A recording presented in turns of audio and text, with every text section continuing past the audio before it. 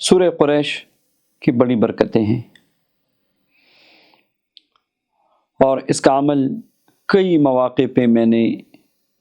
لوگوں کو دیا اور اللہ تبارک و تعالیٰ نے غیب سے مدد فرمائی۔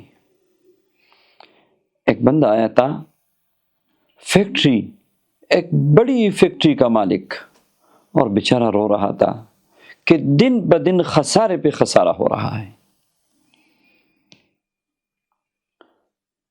سمجھ نہیں آتا، اور روز ایک نیا حادثہ پیش آتا ہے، روز ایک نئی مصیبت کھڑی ہوتی ہے۔ اس کو میں نے سورہ قریش کا عمل دیا کہ آپ سورہ قریش ہر نماز کے بعد 7 مرتبہ پڑھا کرو، اول و آخر ایک ایک بار درود پاک،